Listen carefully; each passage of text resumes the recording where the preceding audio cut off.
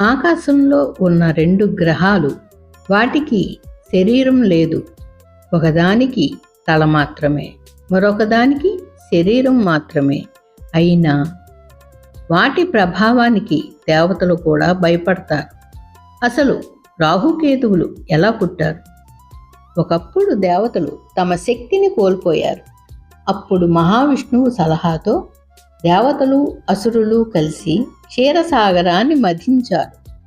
లక్ష్యం ఒక్కటే, అమృతం పొందడం.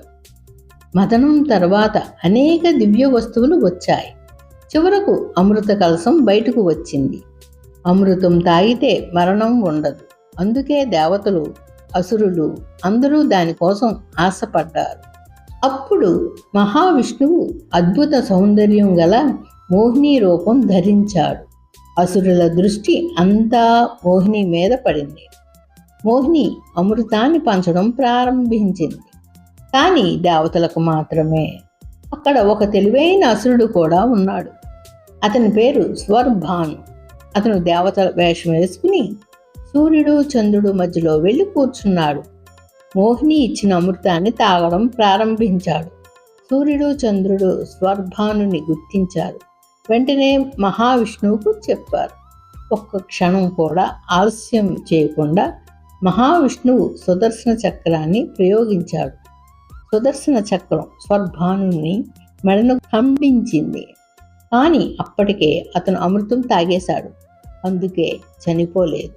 తల భాగం రాహు, శరీర భాగం కేతువుగా మారింది.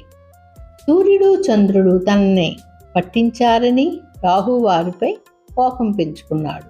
అందుకే ఎప్పటికప్పుడు సూర్యుడిని చంద్రుడిని మింగడానికి ప్రయత్నిస్తున్నాడని పురాణాలు చెబుతాయి. అదే సూర్యగ్రహణం, చంద్రగ్రహణం అని చెబుతారు. ఈ కథ మనకు చెప్పేది తెలివి గొప్పది, కానీ ధర్మం లేకపోతే అది వినాశనానికి దారి తీస్తుంది. మరియు విధి ముందు మోసం ఎక్కువ కాలం నిలవదు. మీకు ఈ కథ నచ్చితే లైక్ చేసి, షేర్ చేసి గాయత్రి డివోషనల్ ఛానల్ని సబ్స్క్రైబ్ చేసుకోండి. మరిన్ని మంచి వీడియోస్తో మీ ముందుకి